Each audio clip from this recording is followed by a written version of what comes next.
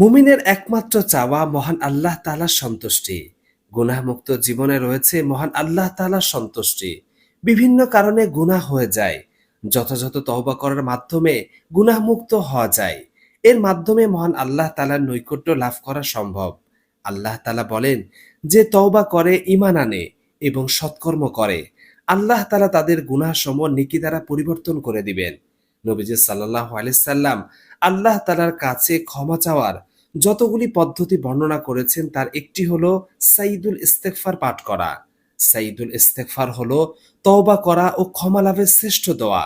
Shaddad বিন আউস রাদিয়াল্লাহু তাআলা আনহু নবী সাল্লাল্লাহু আলাইহি সাল্লাম থেকে বর্ণনা করেন যে, নবীজি সাল্লাল্লাহু আলাইহি সাল্লাম বলেন, যে ব্যক্তি দিনের বেলায় বিশ্বাসের সঙ্গে সাইয়্যিদুল ইস্তেগফার বলবে এবং সেই দিন সন্ধ্যার আগে যদি সে মারা যায়, তাহলে সে ব্যক্তি জান্নাতের অধিবাসী হবে। আর যে ব্যক্তি রাতের বেলায় এ বাক্যগুলো বলবে এবং সকাল হওয়ার আগে মারা যাবে, সে ব্যক্তি জান্নাতের অধিবাসী হবে।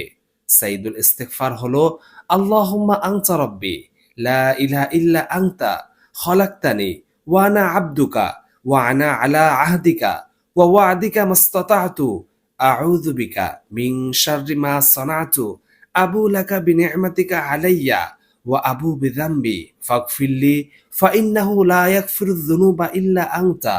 হে আল্লাহ, আপনি আমার রব, আপনি ছাড়া সত্য কোনো উপাস্য নেই।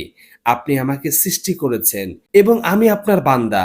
আমি আমার সাধ্যমতো আপনার তাওহীদের অঙ্গীকার ও জান্নাতের প্রতিশ্রুতির উপর রয়েছি। আমি আমার কৃতকর্মের অনিষ্ট থেকে আপনার আশ্রয় চাই।